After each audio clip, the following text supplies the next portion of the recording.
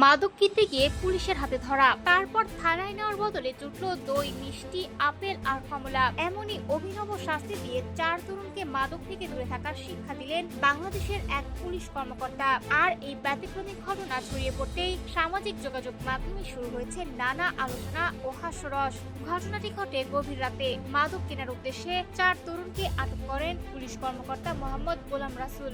সাধারণত এমন ঘটনায় অভিযুক্তদের থানায় নিয়ে আইনগত ব্যবস্থা নেওয়া হয়, তবে এবার তিনি বেছে নেন একেবারেই ভিন্ন পদ্ধতি। তরুণদের সামনে এনে তিনি কিনে দেন দই, মিষ্টি, আপেল ও কমলা। এরপর সবার সামনে তাদের এসব খাবার খেতে বাধ্য করা হয়। পুলিশের ভাষ্য, এটি কোনো আনন্দের আয়োজন নয়, বরং মাদক গ্রহণের ক্ষতিকর দিক সম্পর্কে সচেতন করতেই নেওয়া হয় এমন প্রতীকী উদ্যোগ। পুলিশ কর্মকর্তা মোহাম্মদ গোলাম রাসুলের উদ্দেশ্য ছিল তরুণদের পাশাপাশি আশপাশের মানুষকেও একটি বার্তা দেওয়া। মাদক কোনোভাবেই জীবনের সমাধান নয়, বরং এটি একজন মানুষের স্বাস্থ্য, পরিবার, ভবিষ্যৎ এবং সামাজিক অবস্থান সবকিছুর উপর ভয়াবহ প্রভাব ফেলতে পারে। তার এই অভিনব উদ্যোগের ভিডিও ও ঘটনা সামাজিক যোগাযোগ মাধ্যমে ছড়িয়ে পড়ার পর শুরু হয় ব্যাপক আলোচনা। কেউ বিষয়টিকে দেখছেন মজার মিষ্টি শাস্তি হিসেবে, আবার কেউ বলছেন প্রচলিত পদ্ধতির বাইরে গিয়ে সচেতনতা তৈরির এমন উদ্যোগ তরুণদের মধ্যে ভিন্ন ধরনের প্রভাব ফেলতে পারে।